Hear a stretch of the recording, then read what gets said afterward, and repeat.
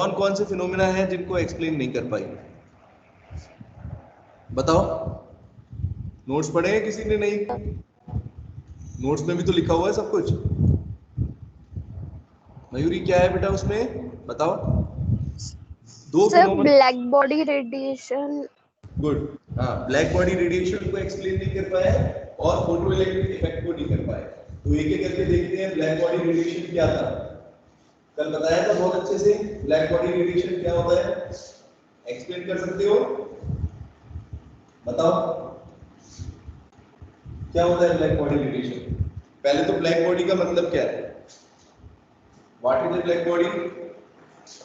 पर एक ऐसी चीज जो 100% एनर्जी एब्सॉर्ब कर लेती है 100% क्या करते और हैं? 100% एनर्जी रिलीज करती है। 100% को एब्जॉर्ब कर ले और 100% रेडिएट कर ले। यानी बेटा जो इलेक्ट्रोमैग्नेटिक रेडिएशन उसके सरफेस पर आएंगे, है ना? ये देखो इलेक्ट्रोमैग्नेटिक रेडिएशंस आ रहे हैं। इन रेडिएशंस को बेटा क्या करेगा? 100% क्या कर लिया? एब्जॉर्ब कर लिया।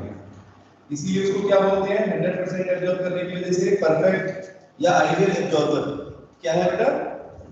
Ideal absorber. एब्जॉर्बर, है ना? जितना रेडिएशन मिला सारा का सारा उसने अपने अंदर एब्जॉर्ब कर लिया। और उसके बाद बेटा क्या करेगा? जब सारा एब्जॉर्ब कर लेगा उसके बाद उसको क्या कर देगा? सारी की सारी एनर्जी को, सारी की सारी रेडिएशंस को क्या कर देगा? रेडिएट, है ना? ठीक है बेटा? यस। ऐसे होता है। तो 100% एब्जॉर्बर बन गया और जब रेडिएट कर रहा है तो क्या बन गया? 100% रेडिएटर। रेडिएटर का मतलब क्या है? जो इलेक्ट्रोमैग्नेटिक वेव्स को रेडिएट करते हैं। पूरी तरीके से इलेक्ट्रोमैग्नेटिक रेडिएशन को अपने अंदर नहीं रखता। जैसे एनर्जी आई, जैसे रेडिएशंस की एनर्जी आई, सारी की सारी एनर्जी बेटा एब्जॉर्ब करी और सारी की सारी क्या कर दी? रेडिएट कर दी। ठीक है ना? सबको आ रहा है समझ में लक्ष्य है? ये ब्लैक बॉडी था। और इस तरह के रेडिएशन को बेटा क्या बोलेंगे? अगर कोई ऑब्जेक्ट ऐसे रेडिएट कर दे सारी की सारी एनर्जी को और सारी की सारी एनर्जी को एब्जॉर्ब कर ले और फिर रेडिएट कर दे, तो उसको आप बोलोगे क्या? Black body radiation. ठीक है? रेडिएशन। अब इंपॉर्टेंट बेटा ये है कि जो मैक्सवेल की थ्योरी थी वो इस ब्लैक बॉडी रेडिएशन को एक्सप्लेन नहीं कर पाई। क्यों नहीं कर पाई उसको समझें। या बताया था कल? ये भी बताया था शायद। किसको समझ में आया बताओ? कैसे समझेंगे बेटा इसको? बताओ। परीक्षित क्या लिखा हुआ है बताओ नोट्स में? नोट्स में लिखा था ना, देखो। अगर कोई हम देखें, इसका एग्जांपल लेते हैं, समझ में तब आएगा। जैसे बेटा अगर कोई ऑब्जेक्ट है, इस ऑब्जेक्ट के अंदर इसको अगर हम हीट करते हैं, मेटल की रॉड है, क्या है बेटा? मेटल की रॉड है, इसको आपने हीट करना शुरू कर दिया, है ना? आयरन की रॉड को, एल्युमिनियम की रॉड को हीट करना शुरू कर दिया। हीट करते करते क्या होगा? जब ये बहुत ज्यादा हीट हो जाएगी तो इसमें से रेडिएशंस निकलेंगे, है ना? किस कलर के रेडिएशन निकलेंगे? मान लेते हैं रेड कलर के। सबको पता है रेड कलर तो आ ही जाता है। देखा है नहीं देखा है साक्षी? होते बेटा रेड कलर के रेडिएशंस। इसका मतलब, इस रेड कलर का मतलब क्या है कि इसमें से जो रेडिएशंस निकल रहे हैं बेटा उसकी फ्रीक्वेंसी, ध्यान से सुनना, उसकी फ्रीक्वेंसी या वेवलेंथ कितनी होगी? जितनी रेड कलर की फ्रीक्वेंसी होती है। ठीक है? ठीक है बेटा? और ज्यादा हीट करेंगे, और ज्यादा हीट करेंगे तो क्या होगा? देखो कलर ब्लू तो कलर आएगा। हाँ, ग्रीन कलर। अच्छा चलो कोई बात नहीं, कलर तो चेंज हो रहा है। हाँ, चेंज होता रहेगा। जैसे बेटा अगर एक छोटी सी चीज बताता हूँ आपको, किसी ने वेल्डिंग करते हैं तो वेल्डिंग वाली गैस देखिए, एसिटिलीन गैस। बताया भी था, एक न्यूमेरिकल्स था तो न्यूमेरिकल में बताया था कि एसिटिलीन गैस का यूज करते हैं। एसिटिलीन मतलब कि इथायन गैस, इथाइलिन हो गई, सॉरी, इथाइलिन गैस का यूज करते हैं। अब ये जो गैस है बेटा, वेल्डिंग में आपने टॉर्च को देखा, वो सेट करते हैं तो उसमें वो कभी टेम्परेचर, उसमें से येलो कलर की फ्लेम भी दिखती है। ध्यान से सुनना, yellow colour, red colour, blue colour भी आता है। हम जैसे कुकिंग गैस यूज करते हैं तो उसमें ब्लू कलर की वो होती है ना, बीच बीच में कहीं पर रेड भी हो जाता है और कहीं कहीं पर येलो भी होता है। अब ये ब्लू कलर बेटा कब आता है, जब सबसे ज्यादा हीट होगी, सबसे ज्यादा जो हीटिंग जोन होती है उसमें ब्लू कलर दिखाई देता है। इसका मतलब ये है कि रेड कलर से भी ज्यादा ब्लू कलर आ रहा है, तो इसका मतलब क्या है, जब आप और ज्यादा हीट, ब्लू कलर दिखाई देगा, उसमें से ब्लू कलर की रेज पर निकलेगी। वीडियो ऑफ हो रहा है बीच बीच में। अच्छा बेटा, वो नेटवर्क का थोड़ा इशू होगा आपके एंड पर, यहाँ से बेटा बिल्कुल प्रॉपर क्लासेस चल रही हैं, ठीक है, यहाँ से ठीक है, एक बार रीस्टार्ट करके कर लो, स्ट्रीम हो जाएगा। इसलिए मैं बेटा रिकॉर्डिंग में भी वीडियो डालता हूँ, मैंने सब बच्चों को बता रखा है। अगर आपको, हाँ अगर आपको दिक्कत होती है तो एक बार रीस्टार्ट करके अपना कर लो नेटवर्क, ठीक है। कोशिश करें, हाँ कोशिश करें कि अपना जो है नेट बढ़िया तरीके से चलना चाहिए, ठीक है। पोस्टपेड कनेक्शन ले लें तो और अच्छा है, ठीक है, क्योंकि नेटवर्क का कोई इशू नहीं है, ठीक है। तो बेटा समझ में आ रहा है सबको, रेड कलर से क्या हुआ बेटा, ब्लू कलर के रेडिएशंस चेंज हो गए, हो गए। अब मैं आपको बताता हूं इलेक्ट्रोमैग्नेटिक थ्योरी क्या कहती है। अब मैग्नेटिक थ्योरी को बेटा अगर इसमें अप्लाई करें इस प्रिंसिपल पर, तो इलेक्ट्रोमैग्नेटिक थ्योरी के अकॉर्डिंग, सुनना सभी बच्चे ध्यान से, कि इस रेडिएशन में से, इस ऑब्जेक्ट में से बेटा एक ही तरह के रेडिएशन निकलने चाहिए। समझे सभी बच्चे, मतलब कि ऐसा होना चाहिए, हाँ ऐसा होना चाहिए कि अगर एक तरह की रेज आ रही है तो एक ही तरह के रेडिएशन निकले, रेडिएशन की फ्रीक्वेंसी चेंज नहीं होनी चाहिए, अलग अलग तरह के रेडिएशन कोई ऑब्जेक्ट नहीं कर सकती है। ये किसने कहा, मैंने नहीं कहा, मैक्सवेल ने कहा। किसने कहा बेटा, मैक्सवेल ने क्या कहा, मैक्सवेल। मैक्सवेल ने बेटा अपनी थ्योरी में बताया कि किसी भी ऑब्जेक्ट में जो है, हाँ किसी भी ऑब्जेक्ट में जो उसमें से जो रेडिएशंस हो रहे हैं, बेटा बेटा उसकी जो एनर्जी है, ठीक है, क्या बोल रहा था मैं, उसमें से जो रेडिएशंस निकल रहे हैं, ये रेडिएशन की बेटा जो फ्रीक्वेंसी है, ठीक है, एक ही तरह के रेडिएशन उसमें से निकलने चाहिए, अलग अलग तरह के रेडिएशंस नहीं हो सकते हैं। या हम ऐसे भी बोल सकते हैं, थोड़ा सा इसको समझ के देखो, ऐसे भी बोल सकते हैं बेटा कि कोई ऑब्जेक्ट में कि अगर रेडिएशन की एनर्जी देखें, यहाँ जो एनर्जी निकल रही है इसमें से, इस ऑब्जेक्ट को हीट कर रहे हो, इस एनर्जी को क्या बोलोगे बेटा, क्या है ये, रेडिएंट एनर्जी, ये एनर्जी ऑफ रेडिएशन बोल सकते हो, रेडिएंट एनर्जी नाम होता है इसका। ये रेडिएंट एनर्जी बेटा किसके प्रोपोर्शनल होगी, मैक्सवेल के अकॉर्डिंग, बेटा मैक्सवेल के अकॉर्डिंग ये प्रोपोर्शनल होती है इंटेंसिटी के, इसकी होती है intensity of waves, electromagnetic radiation.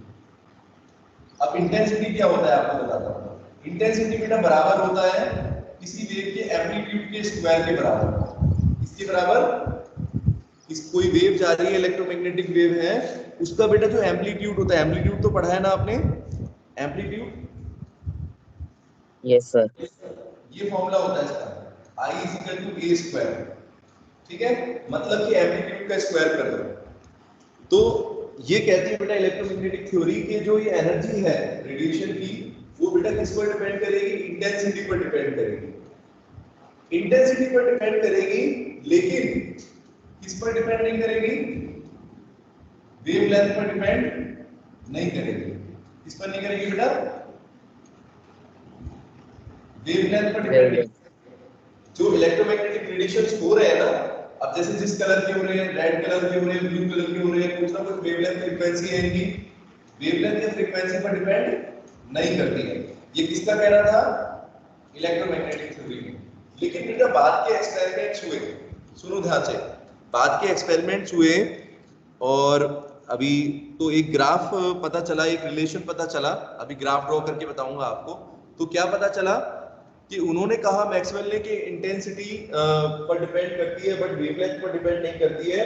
लेकिन बाद में बेटा एक रिलेशन आया, ये देखो मैं ग्राफ ड्रॉ करके दिखाता हूँ सभी बच्चों को, ये देखो इसमें अगर हम देखें, यहाँ पर हम करेंगे बेटा इंटेंसिटी, है ना इंटेंसिटी, और ये हो गई वेवलेंथ।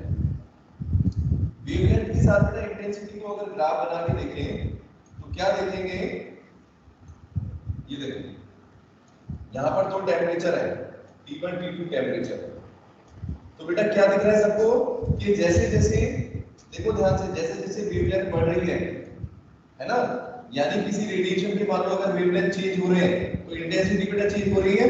तो देखो चेंज हो रही है नहीं हो रही है, पहले तो इंक्रीज कर रही है, इस ग्राफ में आपको दिख रहा है ना, लैम्डा के बढ़ने से बेटा, लैम्डा के बढ़ने से आई की वैल्यू बढ़ रही है, कहां तक बढ़ेगी बताओ, इस पॉइंट तक बढ़ रही है, इंक्रीज कर रही है, फिर डिक्रीज कर रही है, लेकिन चेंज तो हो रही है। इस ग्राफ से ये सबको दिखाई दे रहा है ना बेटा, intensity intensity of electromagnetic waves. Intensity का मतलब क्या बताया अभी, उस वेव का बेटा जितना एम्पलीट्यूड है वो बढ़ जाएगा, जैसे जैसे वेवलेंथ बढ़ेगी बेटा इंटेंसिटी बढ़ जाएगी, उसकी एम्पलीट्यूड भी चेंज हो जाएगा। ठीक है, एम्पलीट्यूड चेंज हो रहा है तो इंटेंसिटी भी चेंज हो रही है, हो गई नहीं हो गई बताओ। तरुण ग्राफ समझ में आया बेटा, बोलो।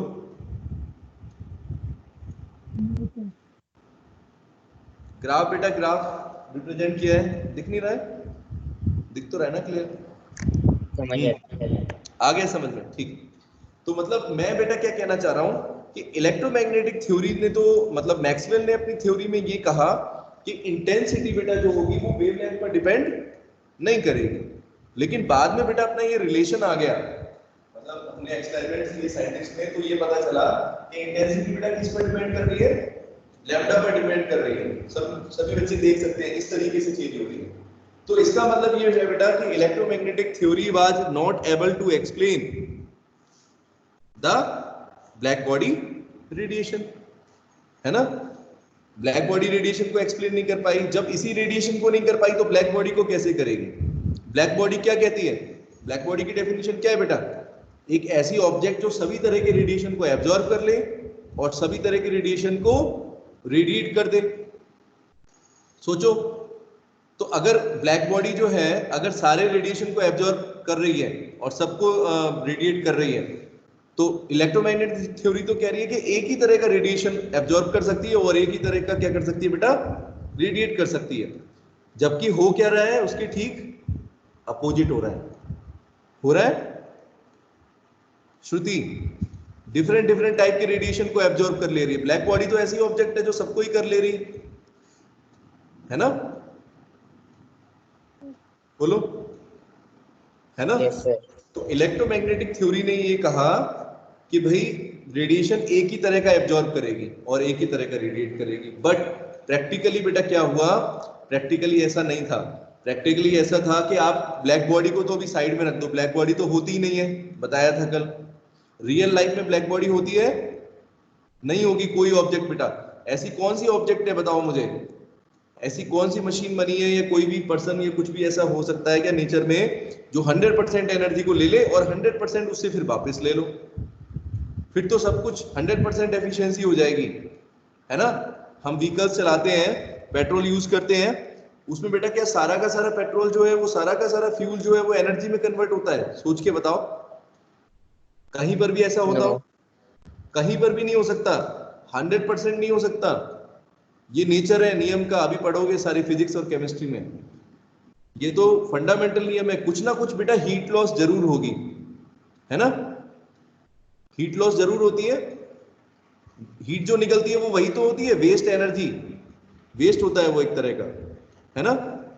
हम फ्यूल को बर्न करते हैं तो उसमें से जितनी एनर्जी अपने को मिलेगी उसमें से बहुत सारी एनर्जी तो बाहर चली जाती है हीट के रूप में, है ना। समझ गए सभी बच्चे। तो बेटा ब्लैक बॉडी रेडिएशन को इलेक्ट्रोमैग्नेटिक वेव थ्योरी एक्सप्लेन नहीं कर पाई। हाँ श्रुति बोलो, बोलो, पूछना है आगे बेटा। श्रुति समझ में आया, आराम से आपको आराम से बताया बेटा मैंने, ठीक है, धीरे से, कि ब्लैक बॉडी रेडिएशन जो है it was not explained bye electromagnetic wave theory, ठीक है, क्योंकि इलेक्ट्रोमैग्नेटिक वेव थ्योरी कह रही है कि एक ही तरह का रेडिएशन होना चाहिए, एक ही वेवलेंथ फ्रीक्वेंसी का होना चाहिए, जबकि एक्चुअल में चेंज हो सकता है, ठीक है। अब बेटा देखो, ये तो हुई ब्लैक बॉडी रेडिएशन की बात। अब हम देखते हैं एक और फिनोमेना ऐसा हुआ जो इलेक्ट्रोमैग्नेटिक वेव थ्योरी के अगेंस्ट था। मतलब जो इलेक्ट्रोमैग्नेटिक वेव थ्योरी एक्सप्लेन नहीं कर पाई। वो क्या था बेटा, ये देखो राइट साइड पर ड्रॉ करके रखा है फोटो इलेक्ट्रिक इफेक्ट। क्या बताया था बेटा फोटो इलेक्ट्रिक इफेक्ट के बारे में तफसील, कल की क्लास में यस पढ़ा था सर। कुछ? हाँ बोलो बेटा। Electro yes sir. Photo electric effect का मतलब क्या था? अच्छा एक चीज आपको मैं बताता हूँ आज, किसी भी चीज को बेटा याद करने का तरीका, याद तो करना ही नहीं चाहिए, वैसे तो मैं कहता हूँ याद ही मत करो, रट्टाफिकेशन मत करो। क्या करो बेटा, समझो, उस नाम को समझने की कोशिश करो जो लिखा हुआ है, फोटो इलेक्ट्रिक इफेक्ट। साइंस में हमेशा डेफिनेशन बहुत इजी होती है, सब लोग कहते हैं कैसे लिखें कैसे लिखें, छोड़ के आ जाते हैं। फोटो इलेक्ट्रिक का बेटा मतलब क्या हुआ? फोटो मीन्स होता है बेटा लाइट। फोटोसिंथेसिस जो प्रोसेस होती है जिसमें प्लांट्स खाना बनाते हैं, फोटो का मतलब बेटा क्या होता है? लाइट होता है, ठीक है। इलेक्ट्रिक का मतलब क्या हुआ? इलेक्ट्रिक का मतलब इलेक्ट्रिक करंट या इलेक्ट्रॉन्स, कुछ ऐसा है ना। तो फोटो इलेक्ट्रिक का मतलब क्या हुआ बेटा? लाइट से इलेक्ट्रिसिटी फ्लो करेगी। साक्षी इसका मतलब क्या हुआ कि फोटो इलेक्ट्रिक वर्ड के ऊपर जाए तो यानी कि कोई लाइट वेव्स आ रही है, उसमें से क्या निकल जाए बेटा? उसकी वजह से इलेक्ट्रॉन्स निकल जाए या इलेक्ट्रिसिटी फ्लो होने लगे, उसको हम क्या बोलेंगे? Photo electric effect. ये तो सिंपल सी बात बताई। एक्चुअल में बेटा क्या होता है समझने की कोशिश करना। ये एक ऐसा फिनोमिना है, ये एक ऐसा बेटा फिजिक्स में फिनोमिना है। क्या देखते हैं हम?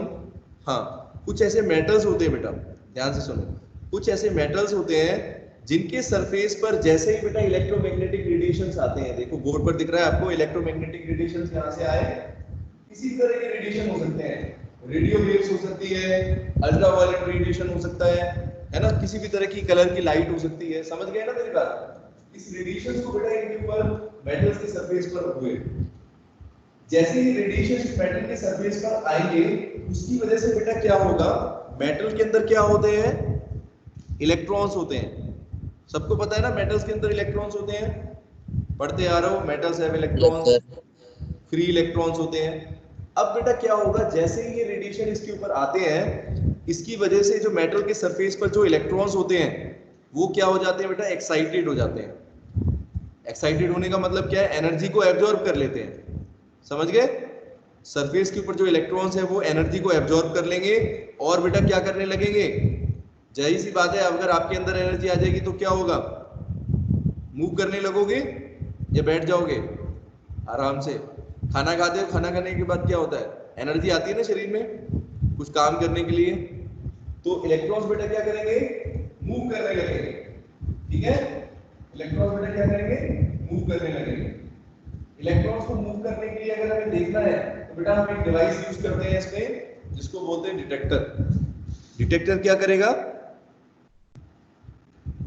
क्या करेगा? इन इलेक्ट्रॉन्स को डिटेक्ट कर लेगा, ठीक है, कि कोई इलेक्ट्रॉन्स मूव कर रहे हैं या नहीं कर रहे हैं। समझ रहे हैं तफसील? Yes sir. Yes sir. आ गया, ठीक है परीक्षित, ठीक है। अच्छा बेटा एक और चीज, ये जो हम जो ये फिनोमेना को देख रहे हैं एक्चुअल में हम बेटा इसको एक बंद ट्यूब के अंदर करते हैं, इसको बोलते हैं इवैक्यूएटेड ट्यूब। कैसी ट्यूब है बेटा? एक इनोस ट्यूब है, ये ट्यूब सी है। एक ट्यूब के अंदर एक हम मेटल की प्लेट लेते हैं, ये पूरी बेटा क्या है? इवैक्यूएटेड का मतलब खाली कर रखी है, इसके अंदर और कुछ नहीं है, सिर्फ एक मेटल की प्लेट लगा रखी है। इस मेटल की प्लेट को बेटा देखो नीचे एक बैटरी के साथ जोड़ रखा है, दिख रहा है आपको? एक बैटरी के साथ बेटा कनेक्ट किया हुआ है और उसके पीछे एक एमिटर रखा हुआ है, ठीक है तरुण? अभी ये सब चीजों का मतलब क्या क्या है देखो, जैसे ही मेटल के सरफेस पर इलेक्ट्रोमैग्नेटिक रेडिएशन आए, इलेक्ट्रॉन्स बेटा क्या हुआ है? भागने लगे, फ्लो करने लगे। अभी इलेक्ट्रॉन्स भागते भागते इनको कौन डिटेक्ट कर रहा है? डिटेक्टर लगा हुआ है, वो पता लगा लेगा कि इलेक्ट्रॉन्स यहां पर मूव कर रहे हैं, है ना। अभी इलेक्ट्रॉन्स आगे जाएंगे बेटा, तो एमीटर हमने लगाया हुआ है, इलेक्ट्रॉन्स यहां की तरफ जाएंगे, किस तरफ जाएंगे? बैटरी का पॉजिटिव एंड। इलेक्ट्रॉन कहां भागते हैं हमेशा? अरे अपोजिट चार्जेस अट्रैक्ट करते हैं। टर्मिनल। हाँ, अपोजिट चार्जेस अट्रैक्ट करते हैं, तो इलेक्ट्रॉन्स बेटा देखो बैटरी के नेगेटिव पॉजिटिव एंड पर आ जाएंगे ऐसे करके। जब इलेक्ट्रॉन यहां से यहां आ जाएंगे तो फिर इसका मतलब क्या होगा? करंट इस डायरेक्शन में फ्लो करेगा, अगर इलेक्ट्रॉन इधर करते हैं तो ये बात पढ़ी आपने, इलेक्ट्रॉन्स बेटा जहां भागते हैं, इलेक्ट्रॉन जिस डायरेक्शन में मूव करते हैं, करंट की डायरेक्शन हमेशा क्या मानते हैं, अपोजिट होती है उसकी। श्रुति ठीक है? ठीक है बेटा, अभी फिजिक्स में पढ़ेंगे धीरे धीरे, ठीक है? चलो कोई नहीं, मैंने बता दिया आपको, इलेक्ट्रॉन्स फ्लो कर रहे हैं और फिर करंट की डायरेक्शन बेटा ये हो जाएगी अपोजिट। देखो ये यहां से यहां ये आई की डायरेक्शन, ठीक है? और इस करंट को बेटा हम कैसे मेजर कर सकते हैं? इस सर्किट के अंदर करंट फ्लो कर रहा है इस एमीटर की हेल्प से। एमीटर तो पढ़ा होगा 10th क्लास में था, क्या मेजर करते हैं? करंट को मेजर करते हैं, इलेक्ट्रिक करंट, इलेक्ट्रिक करंट को मेजर करते हैं। तो बेटा मैंने बिल्कुल सिंपल तरीके से आपको समझाया कि फोटो इलेक्ट्रिक इफेक्ट क्या होता है। इसको डेफिनेशन में कैसे बोलेंगे, कैसे समझाएंगे? व्हेन अ इलेक्ट्रोमैग्नेटिक रेडिएशन, है ना? लेकिन बेटा इसमें एक चीज आप ध्यान रखो, ऐसा नहीं है कि किसी भी मेटल के सरफेस से इलेक्ट्रोमैग्नेटिक रेडिएशन जो है एब्जॉर्ब करके इलेक्ट्रॉन्स मूव करने लग जाए। आज हम देखें कि चलो आयरन की रॉड रखते हैं, है ना, या अपने मोबाइल फोन रख लिया, मेटल का है ना, इसको धूप में रख दिया, तो कोई कहेगा बच्चा सर इसमें से इलेक्ट्रॉन तो फ्लो हुए ही नहीं। कर सकता है ऐसा कोई? कर सकते हैं? कभी करता है क्या करंट फ्लो? बताओ विवेक, होगा क्या? नहीं करता ना करंट फ्लो। समझे मेरी बात? एक्चुअल में बेटा क्या होता है कि हर एक मेटल में से इलेक्ट्रॉन्स फ्लो नहीं करेंगे। सुने ध्यान से, हर एक मेटल में से बेटा इलेक्ट्रॉन्स फ्लो नहीं करते हैं। और दूसरी बात क्या है, हर तरह के इलेक्ट्रोमैग्नेटिक रेडिएशन से इलेक्ट्रिक करंट फ्लो नहीं करेगा। फिर कैसे करेगा? इसके लिए बेटा एक सर्टेन मिनिमम फ्रीक्वेंसी होनी चाहिए। जो इलेक्ट्रोमैग्नेटिक रेडिएशन हो रहे हैं उनकी कोई ना कोई तो फ्रीक्वेंसी होगी, है ना? बताया था इलेक्ट्रोमैग्नेटिक वेव्स होते हैं बेटा, एक मिनिमम फ्रीक्वेंसी का लेवल होता है, समझे? मिनिमम फ्रीक्वेंसी होती है जिसको बोलते हैं threshold frequency. Threshold frequency new not से बोलते हैं, न्यू नॉट से रिप्रेजेंट करते हैं। ये मिनिमम फ्रीक्वेंसी का मतलब ऐसे समझो, जैसे अपने थ्रेशोल्ड का मतलब क्या हो गया, जैसे 60% से कम बच्चे जो होंगे उन्हीं को, मतलब 60% एक मिनिमम बना दिया कि इतने 60% आएंगे उसी को साइन साइड मिलेगी, है कि नहीं? बाकियों को नहीं मिलेगी। तो थ्रेशोल्ड का मतलब बेटा क्या हो गया? मिनिमम, है ना, एक मिनिमम क्राइटेरिया। ऐसी बेटा electromagnetic radiation photo electric effect कब होगा? जब एक मिनिमम फ्रीक्वेंसी की रेडिएशन जो है वो मेटल के सरफेस के ऊपर स्ट्राइक करेंगे। ठीक है श्रुति, आया समझ में? एक मिनिमम फ्रीक्वेंसी का रेडिएशन होना चाहिए, ठीक है? तो डेफिनेशन क्या हो जाएगी? When radiations having a frequency, सुनो ध्यान से, when radiations having a frequency greater than a certain minimum frequency, एक बेटा certain minimum frequency है उससे ज्यादा होना चाहिए, ठीक है? जब वो स्ट्राइक करेंगे एक ऐसे रेडिएशन जिनकी खुद की फ्रीक्वेंसी जो है बेटा एक सर्टेन मिनिमम फ्रीक्वेंसी से ज्यादा है, जिसका नाम होता है थ्रेशोल्ड फ्रीक्वेंसी, इससे ज्यादा होनी चाहिए फ्रीक्वेंसी। बेटा क्या होनी चाहिए रेडिएशन की? V should be greater than, sorry, mu should be greater than mu naught, frequency must be greater than threshold frequency। तब आप क्या देखोगे? फोटो इलेक्ट्रिक इफेक्ट को देख पाओगे, ठीक है? कुछ ऐसे मेटल्स होते हैं, सारे मेटल्स नहीं बेटा, कुछ मेटल्स होते हैं जैसे रुबीडियम, सीजियम, ये ग्रुप 2 एलिमेंट्स के अंदर हैं, हैवियर एलिमेंट्स होते हैं, हैवी एलिमेंट्स होते हैं, ठीक है?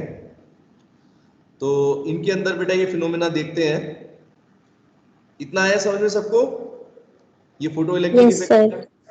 अब देखो इलेक्ट्रोमैग्नेटिक थ्योरी इस फोटो इलेक्ट्रिक इफेक्ट को एक्सप्लेन नहीं कर पाई, ये भी देखेंगे क्यों। दीक्षा बेटा इतना समझ में आया फोटो इलेक्ट्रिक इफेक्ट क्या है? अब ये क्यों नहीं कर पाई एक्सप्लेन? देखो देखो बेटा इसका क्या तरीका है इसको समझने के लिए। सबसे पहले ये देखते हैं कि इलेक्ट्रोमैग्नेटिक वेव थ्योरी कहती क्या थी। According to electromagnetic wave theory radiation बेटा कंटिन्यूअस होते हैं। जो इलेक्ट्रोमैग्नेटिक थ्योरी मैक्सवेल की थी उसमें हमेशा उनका कहना था कि रेडिएशंस बेटा कैसे हो रहे हैं? कंटिन्यूअस हो रहे हैं। कंटिन्यूअस का मतलब क्या है? जैसे सन से रेडिएशंस आ रहे हैं तो ऐसा थोड़ी होता है कि आपको लगता है कि जैसे दिन हो गया, वो तो अर्थ के मूवमेंट की वजह से है। वैसे देखा जाए कि सन के रेडिएशन तो बेटा हमेशा आ रहे हैं ना अर्थ के ऊपर, कंटिन्यूअस आ रहे हैं। ऐसा थोड़ी कि एक सेकंड रुक गए फिर आ रहे हैं, ऐसा है क्या? लगातार आ रहे हैं। कंटिन्यूअस है, बोलो। Solar Yes, sir. रेडिएशन है ना, समझ रहे हो मेरी बात? वो तो अर्थ मूव कर रही है, जैसे हमारे यहाँ क्या है, अर्थ मूव करती है तो बेटा फिर अगला दिन आ जाता है, फिर रात हो जाती है। अगर मान लो कोई ऑब्जेक्ट स्टेशनरी है तो सन तो अपनी तरफ से पूरी एनर्जी एक ही जैसी दे रहा है ना, कंटिन्यूअसली रेडिएशन हो रहा है उसमें से, समझ गया बेटा? तो इलेक्ट्रोमैग्नेटिक वेव थ्योरी का मानना था, according to electromagnetic wave theory of Maxwell, the radiations are continuous in nature. Radiation कैसे होते हैं बेटा? कंटिन्यूअस होते हैं। तो कि जैसे मान लो अगर रेडिएशंस हो रहे हैं तो इलेक्ट्रॉन्स जो मेटल के हैं, मेटल के ऊपर जो इलेक्ट्रॉन्स हैं वो कैसे होने चाहिए? It should be possible to accumulate energy on the surface of the surface, ठीक है? तो इलेक्ट्रॉन्स बेटा क्या हो जाने चाहिए? मेटल्स के सरफेस तो इकट्ठे हो जाने चाहिए। एक्यूमुलेट का मतलब क्या है? इकट्ठे हो जाना, ठीक है? इकट्ठे हो जाने का मतलब अब क्या होगा कि कोई भी रेडिएशन हो, जैसे मान लो अगर रेड कलर की लाइट आ रही है तो भी इलेक्ट्रॉन्स रिलीज होने चाहिए, अगर दूसरे कोई रेडियो वेव्स आ रही है तब भी क्या होना चाहिए? रेडिएशंस होने चाहिए, तब भी उसमें से इलेक्ट्रॉन्स रिलीज होने चाहिए। मतलब कि किसी भी फ्रीक्वेंसी पर, डायरेक्टली सुनो, किसी भी फ्रीक्वेंसी पर बेटा क्या होना चाहिए? फोटो इलेक्ट्रिक इफेक्ट होना चाहिए। सीधे सीधे बताओ, क्या कहना था बेटा? कोई भी रेडिएशन हो किसी भी टाइप का, उसमें फोटो इलेक्ट्रिक इफेक्ट होना चाहिए। किसके अकॉर्डिंग? मेरे अकॉर्डिंग नहीं, इलेक्ट्रोमैग्नेटिक वेव थ्योरी के अकॉर्डिंग, मैक्सवेल की थ्योरी के अकॉर्डिंग। कोई भी तरह का रेडिएशन हो उसमें से फोटो इलेक्ट्रिक इफेक्ट होना चाहिए, इलेक्ट्रॉन्स मूव करने चाहिए। लेकिन एक्चुअल में हो रहा है क्या ऐसा? एक्चुअल में इलेक्ट्रॉन्स मूव कर रहे हैं? No. हर एक फ्रीक्वेंसी पर नहीं कर रहे, बताया ना आपको, हर एक फ्रीक्वेंसी पर नहीं कर रहे बेटा, उसके लिए थ्रेशोल्ड फ्रीक्वेंसी का होना जरूरी है, ठीक है? सर्टेन मिनिमम फ्रीक्वेंसी का होना जरूरी है, ठीक है बेटा? मयूरी आया समझ में? Yes, sir. तो ऐसे हो गया कि इलेक्ट्रोमैग्नेटिक वेव थ्योरी तो कहती है कि सारे रेडिएशन होने चाहिए, सबके इलेक्ट्रॉन्स, सबकी वजह से इलेक्ट्रॉन्स रिलीज होने चाहिए, मतलब कि फोटो इलेक्ट्रिक इफेक्ट होना चाहिए। एक्चुअल में क्या हो रहा है? फोटो इलेक्ट्रिक इफेक्ट जो है कुछ ही केसेस में होता है जहां पर फ्रीक्वेंसी जो होती है वो सर्टेन मिनिमम फ्रीक्वेंसी से ज्यादा होती है। इसका मतलब बेटा ये हो गया कि दोनों अपोजिट डायरेक्शन की बातें हो रही हैं, है ना? इलेक्ट्रोमैग्नेटिक वेव थ्योरी अलग बात कह रही है और एक्चुअल में अलग हो रहा है। तो ऐसे बोल सकते हैं कि electromagnetic wave theory was not able to explain this phenomena। इस फोटो इलेक्ट्रिक इफेक्ट को बेटा इलेक्ट्रोमैग्नेटिक वेव थ्योरी तो एक्सप्लेन नहीं कर पा रही है, नहीं कर पाई, है ना? वो तो अलग बात कह रही है। और ऐसे हो गया कि दो अलग अलग बच्चे जो है एक ही क्लास के अलग अलग बातें कर रहे हैं, है ना?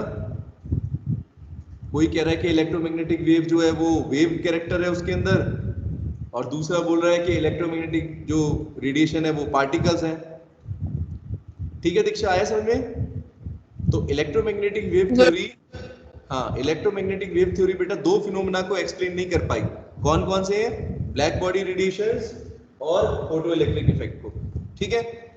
अब बेटा ये अगर ये थ्योरी एक्सप्लेन नहीं कर पाई तो फिर कौन सी थ्योरी एक्सप्लेन करेगी?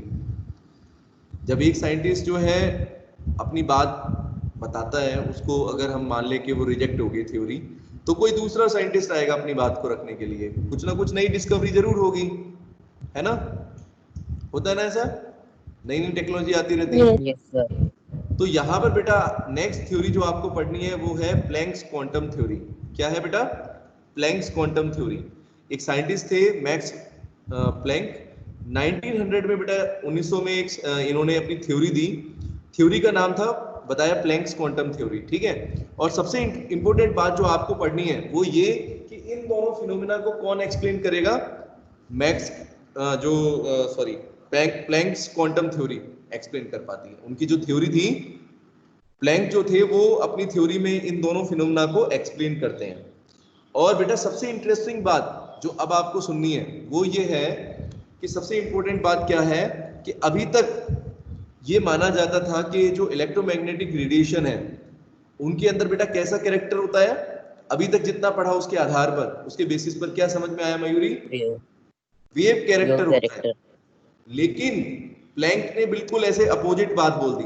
क्या बात बोल दी परीक्षित?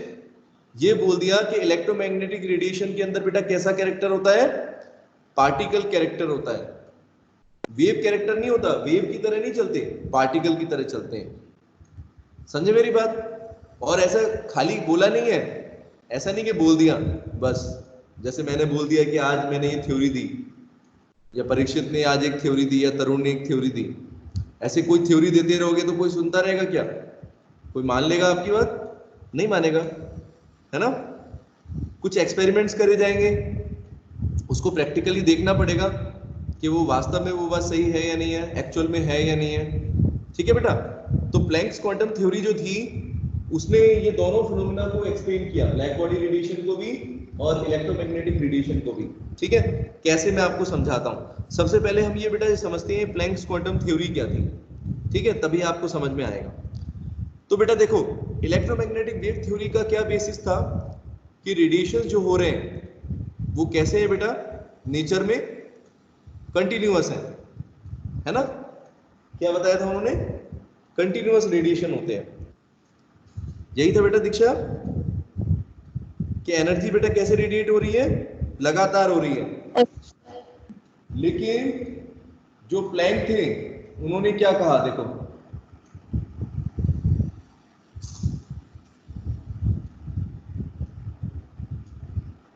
प्लैंक ने बेटा इसके ठीक अपोजिट कहा।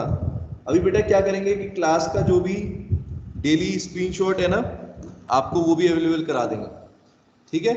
जो बोर्ड पर आपने अभी देखा है ना, जो एक्सप्लेनेशन करी है मैंने, तो वो भी बेटा आपके व्हाट्सएप ग्रुप पे शेयर कर देंगे। ठीक है बेटा? इससे आप लोग जो आज पढ़ा है उसको अच्छे से समझ पाओगे। चलो तो अभी डाल देता हूँ। हाँ बेटा, तो मैक्सवेल की जो थ्योरी थी उसका बेसिस था कि एनर्जी बेटा कैसे रेडिएट होती है, कंटिन्यूअस होती है। लेकिन बेटा प्लैंक ने क्या कहा, ये कंटिन्यूअस नहीं होती एनर्जी, ये क्या होती है, डिस्क्रीट होती है। डिस्क्रीट का मतलब समझो, डिस्क्रीट का मतलब बेटा हो गया लगातार नहीं, अलग अलग पैकेट्स के अंदर। क्या बेटा? पैकेट्स ऑफ एनर्जी होते हैं। एक्चुअल में उन्होंने क्या कहा बेटा कि एनर्जी जो है वो पैकेट्स की फॉर्म में ट्रेवल करती है, मतलब कि पैकेट्स के अंदर। इन पैकेट्स को बेटा उन्होंने नाम दिया फोटोन। किसी बच्चे ने पूछा था मुझसे कि सर फोटोन्स का कुछ कंसेप्ट पूछ रहा था वो, कौन बच्चा था? तरुण था। क्या पूछा था बेटा, बताना एक बार, कौन स्टूडेंट थे? तो आज उसको समझ में आएगा कि जो चीज हम पढ़ेंगे। बोलो बेटा। तो तो ये बेटा जो मैंने बताया आपको कि जैसे जो प्लैंक ने क्या कहा कि जो एनर्जी है, the radiant energy is emitted और एब्जॉर्ब्ड नॉट कंटिन्यूअसली, लगातार नहीं होती बेटा, but in discrete packets of energy. Discrete का मतलब क्या हो गया, छोटे छोटे पैकेट्स होते हैं।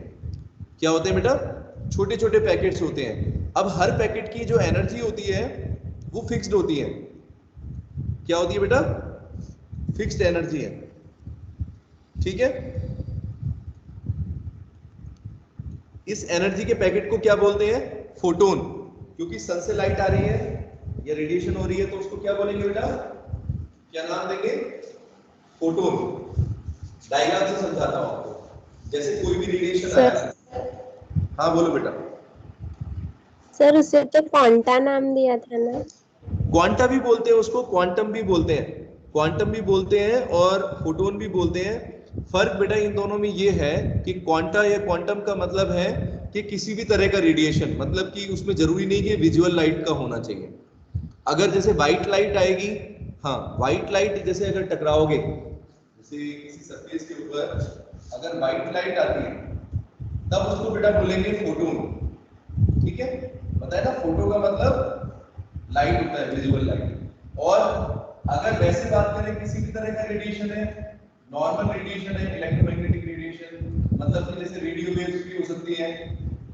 ठीक है बेटा? रेडियो वेव्स भी हो सकती है, या फिर अपनी यूवी रेज हो गई, कोई भी तरह का रेडिएशन है, गामा रेज, एक्स रेज, कोई भी रेज हो, अगर वो रेज टकरा रही हैं, कोई भी वेव्स इलेक्ट्रोमैग्नेटिक स्पेक्ट्रम में से कोई भी तरह का रेडिएशन अगर टकराता है तो फिर उसको नाम देंगे बेटा क्वांटम। और अगर एक से ज्यादा होते हैं तो उसको क्वांटा बोलते हैं। ठीक है, क्वांटम सिंगुलर होता है, क्वांटम प्लूरल होता है। ठीक है बेटा, तो इसीलिए तो उसका नाम है प्लैंक्स क्वांटम थ्योरी। ठीक है बेटा, कि एनर्जी जो है वो कंटिन्यूअस नहीं होती है, वो डिस्क्रीट पैकेट्स के अंदर, हाँ डिस्क्रीट पैकेट्स के अंदर ट्रेवल करती है, मतलब रेडिएट होती है। कोई भी ऑब्जेक्ट अगर बेटा एनर्जी को एब्जॉर्ब करेगा, ऐसे समझो जैसे अगर कोई ऑब्जेक्ट है मेटल का सरफेस है कुछ भी, वो इलेक्ट्रोमैग्नेटिक रेडिएशन को अगर एब्जॉर्ब कर रहा है, तो ये जो बेटा एब्जॉर्ब कर रहा है वो किस तरीके से करेगा, इन क्वांटम पैकेट्स के अंदर करेगा। 10 क्वांटा आ गए या 10 फोटॉन्स आ गए, इस तरीके से। ठीक है, और रेडिएट करेगा तब भी कैसे करेगा बेटा, एब्जॉर्ब करने के बाद कुछ रेडिएट भी तो करेगा एनर्जी, वो भी बेटा कैसे होगी, कंटिन्यूअस नहीं होगी।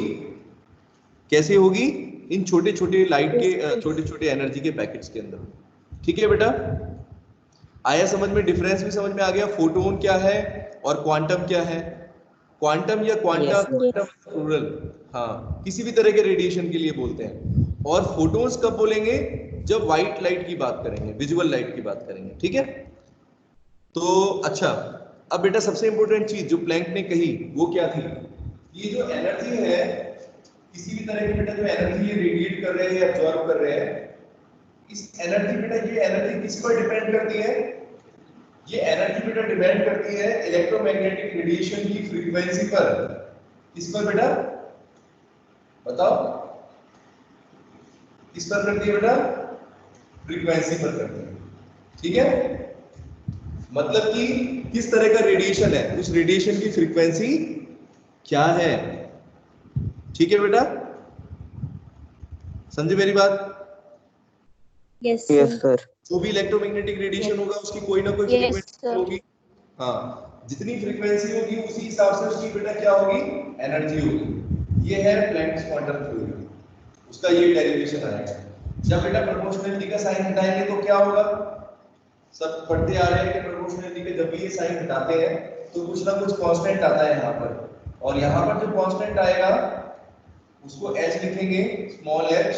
और ये बेटा क्योंकि प्लैंक्स क्वांटम थ्योरी से आ रहा है तो उसको कांस्टेंट का नाम क्या है, प्लैंक्स कांस्टेंट। क्या है बेटा,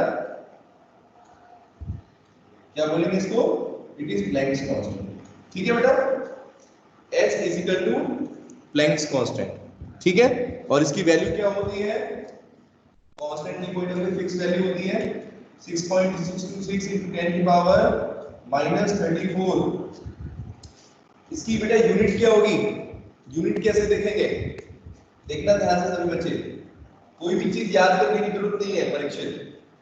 कोई भी बच्चा देखो बेटा यूनिट याद मत किया करो, एस की देखो कैसे निकालेंगे, ई अपॉन, अगर ऐसे लिख सकते हैं ई अपॉन न्यू, है ना। एनर्जी की यूनिट क्या होती है बेटा, सभी बच्चे पढ़ते आ रहे हैं, ऐसा यूनिट जूल होती है, और फ्रीक्वेंसी की क्या होती है, हर्ट्ज। और हर्ट्ज बेटा एक्चुअल में क्या होता है, अगर ध्यान से देखो, फ्रीक्वेंसी का मतलब क्या होता है, एक सेकंड के अंदर कितनी नंबर ऑफ वेव्स, तो हर्ट्ज बेटा होता है सेकंड इनवर्स। क्या होता है, सेकंड इनवर्स। ये देखो हर्ट्ज नहीं लिखेंगे, हर्ट्ज तो नाम है, एक्चुअल में वो सेकंड इनवर्स के बराबर होती है। ठीक है, तो सेकंड इनवर्स को बेटा अगर ऊपर की तरफ लिखेंगे तो क्या हो जाएगा, देखो जूल इनटू सेकंड। तो प्लैंक्स क्वांटम थ्योरी का क्या हो गया, जूल सेकंड, ये आएगी, सॉरी जूल पर सेकंड, ये इसकी वैल्यू है। यहां पर बेटा इसका मतलब ये हो गया सेकंड की वजह से। ठीक है, जूल पर सेकंड, इसलिए बेटा ये हो जाएगी इसकी यूनिट जूल पर सेकंड। ओके, इसकी यूनिट बेटा हुई जूल पर सेकंड। ठीक है, इतना आया बेटा समझ में, Yes. फोटोन क्या है, फोटोन क्या है, Yes, sir. ठीक है।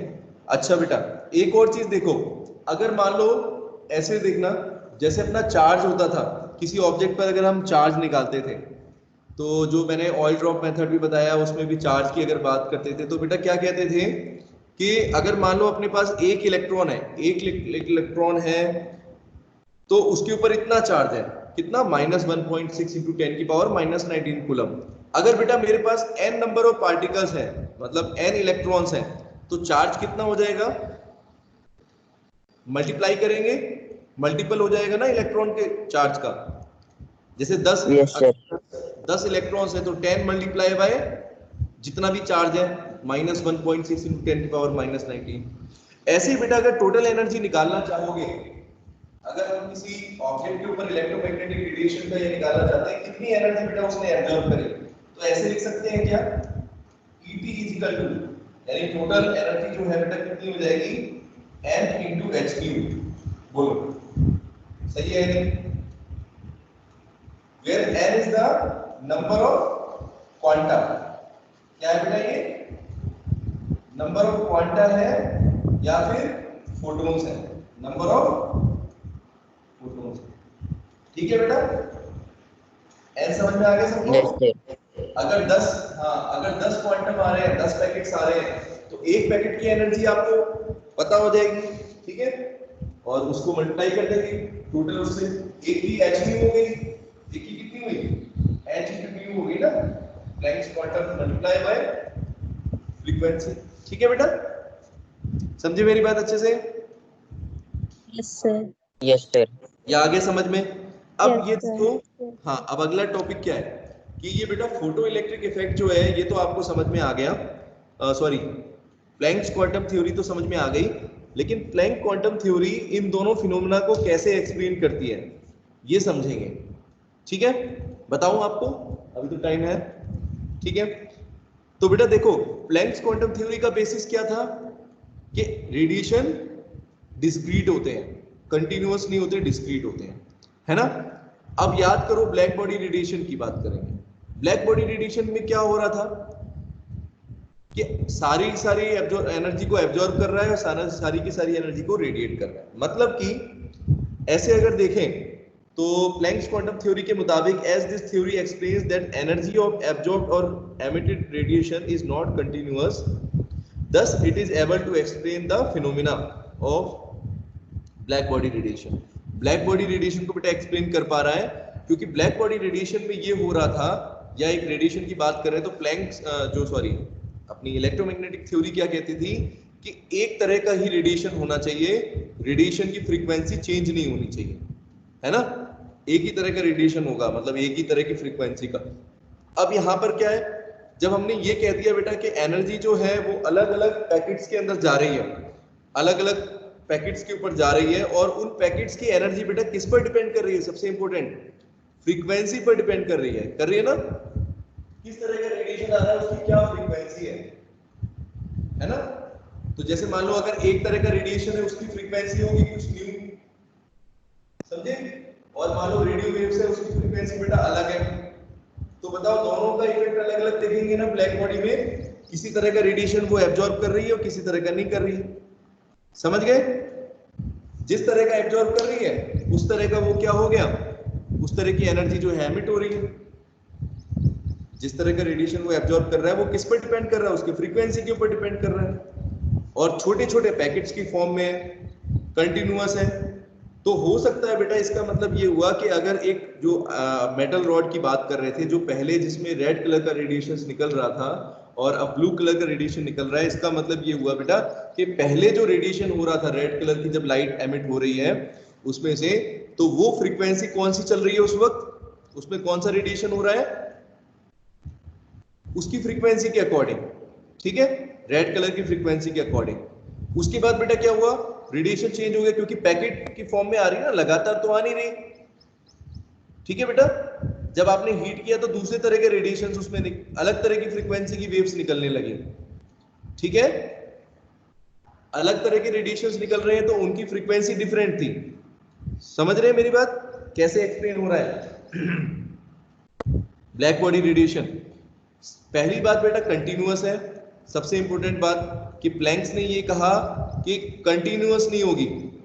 कंटिन्यूअस का मतलब ये नहीं कि एक ही तरह का रेडिएशन हो रहा है, हमेशा वही रेडिएशन होता रहेगा, समझे मेरी बात। छोटे छोटे पैकेट्स आ रहे हैं, आपने हीट कर रहे हो, आप हीट करने के बाद क्या हुआ, यही तो है, एक तरह का रेडिएशन निकल गया, फिर आपने बेटा और हीट दे दी, जब और हीट दे दी तो क्या हुआ, रेडिएशन चेंज हो गया।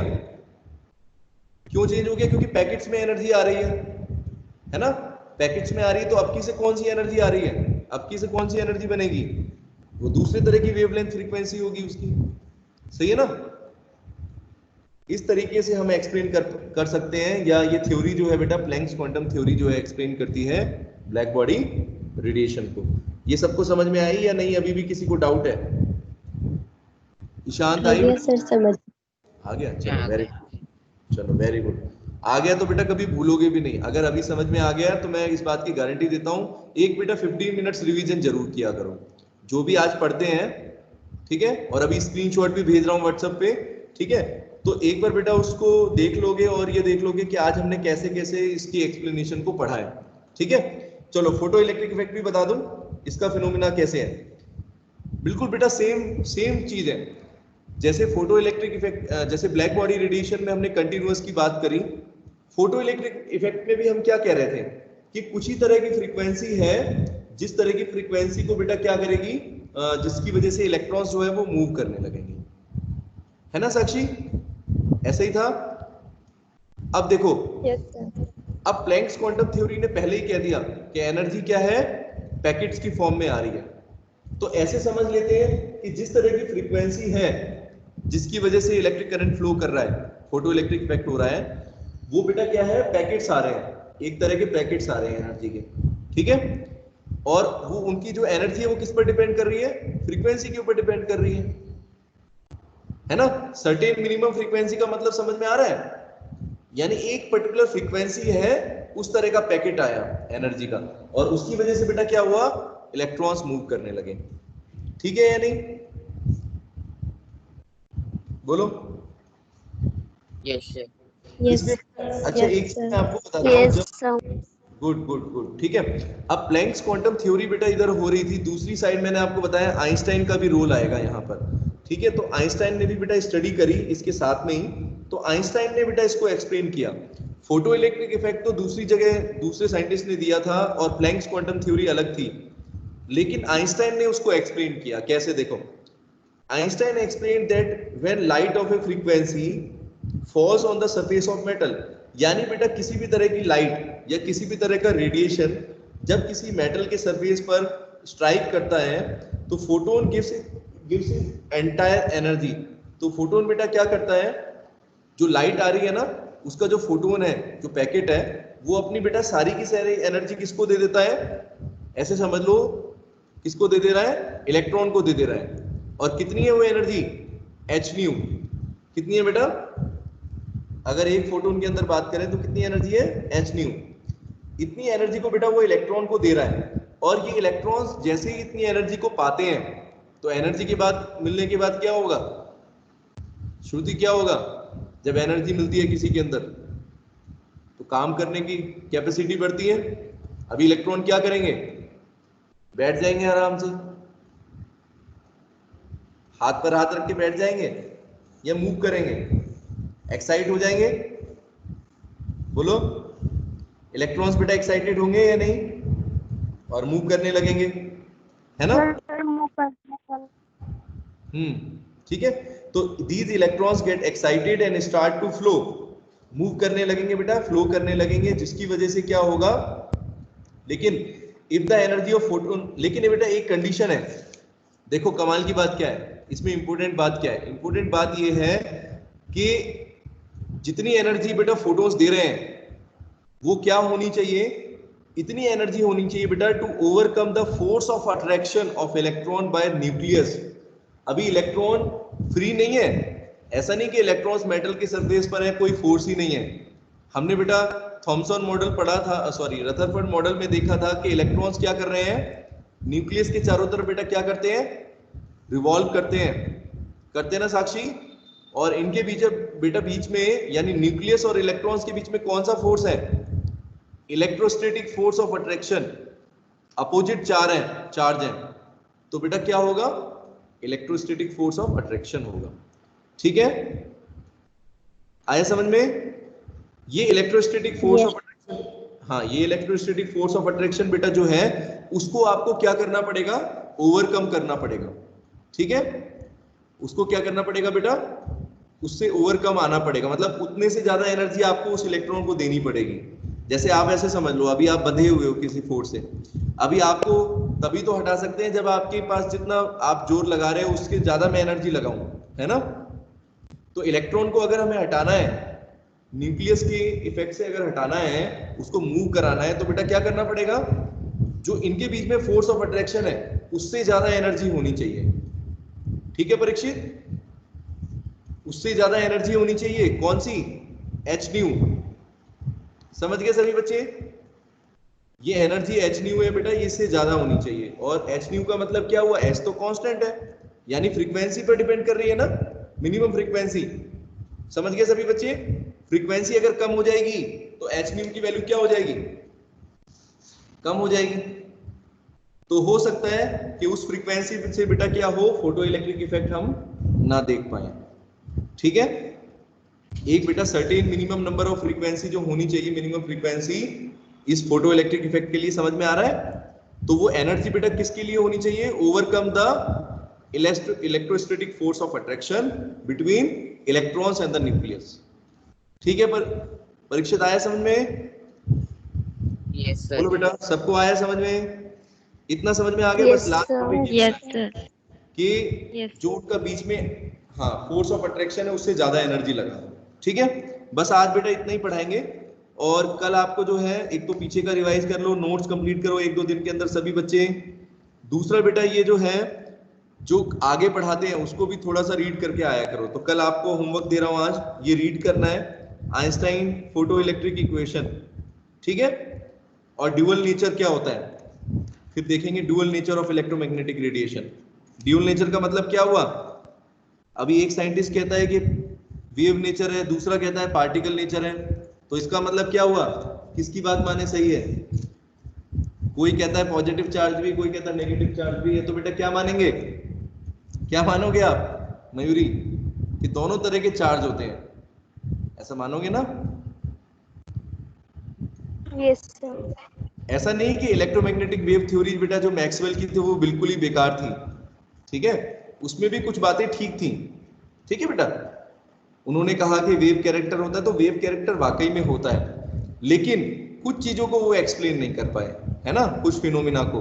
क्यों नहीं कर पाए, क्योंकि उन्होंने खाली ये मान लिया कि खाली वेव प्रॉपर्टीज होती हैं। लेकिन बाद में जैसे मैंने बताया प्लैंक्स क्वांटम थ्योरी के आने के बाद ये एक्सप्लेन हो पाया कि ये दोनों थ्योरी क्यों है, क्योंकि उन्होंने बेटा क्या एज्यूम किया, ये एज्यूम दैट कि पार्टिकल कैरेक्टर होता है। ठीक है, चलो कल डिस्कस करेंगे।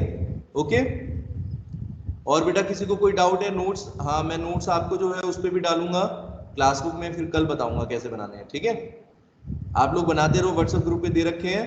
चैप्टर 1 और 2 के बेटा नोट्स सारे कंप्लीट कर लो। मींस के वो उसके आपको कॉम्पिटिटिव वाले भी अलग से दिए हुए, वो भी करने हैं। ठीक है बेटा, ओके। Yes sir. Yes. 1-2 दिन के अंदर सबके आ जाने चाहिए नोट्स अच्छे बच्चों की तरह। चलो okay, bye and take care.